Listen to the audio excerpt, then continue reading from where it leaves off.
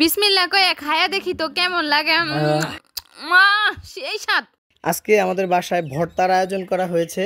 তো এখানে ভর্তা বানানোর জন্য টমেটো, শসা, পেয়ারা, কাঁচা আম, কাসুন্দি, সাথে ঝাল ঝাল শুকনা মরিচ এবং হচ্ছে তেঁতুল, এগুলো মাখিয়ে আজকে মজাদার একটা একটা ভর্তা বানানো হবে।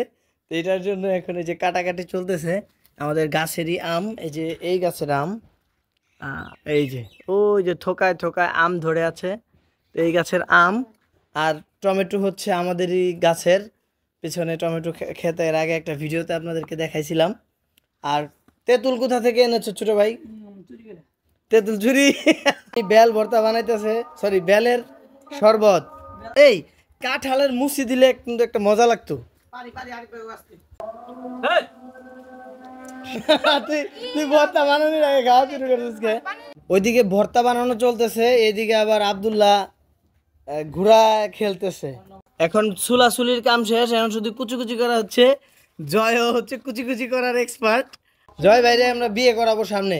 জয় রান্না বান্না ডিম ভাজি থেকে শুরু করে দেখাইছি, রান্না বান্না থেকে শুরু করে। এটা ভালো, জয়কে যে বিয়ে করবে সে তার জীবন ধন্য। কাটাকাটি শেষ, এখন এই যে মরিচ ভাঙা হচ্ছে। শুকনা মরিচ ভাঙা একটা অন্যরকম কষ্টের কাজ, কারণ যে শুকনা মরিচ ভাঙে লাস্টে তার হাত জ্বলে। হ্যাঁ, মরিচ ভাঙার পরে এই অবস্থা। এখন আবার আসছে বিলাতি ধনিয়া পাতা, আর এই যে আসছে হচ্ছে তেঁতুল, আবার এই যে পরিমাণ মতো চিনি। কারণ চিনিটা আসলে দিতে হয় না, তারপর আমরা দিতেছি। আসলে এই খাবারটা সম্পূর্ণই অস্বাস্থ্যকর খাবার। গাইস ভর্তাটা খাইতে অনেক মজা হবে। এদিক দিয়ে ডিরেকশন দিতেছে, রাফি হইতেছে। এটা কি জায়গাতেছো ভাই তুমি? কাসুন্দি, কাসুন্দি শুধু অ্যাড হবে এখন। দেখ চিনি দিছে, এবার মজা লাগবে।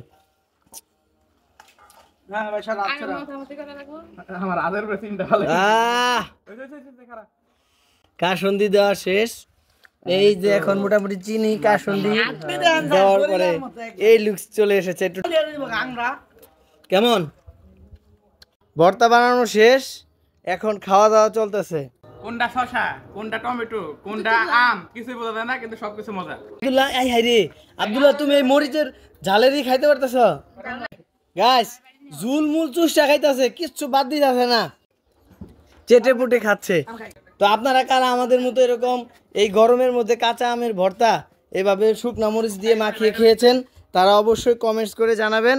আর আজকের ভিডিওটা এ পর্যন্তই। সবাই ভালো থাকবেন, সুস্থ থাকবেন। আল্লাহ হাফেজ।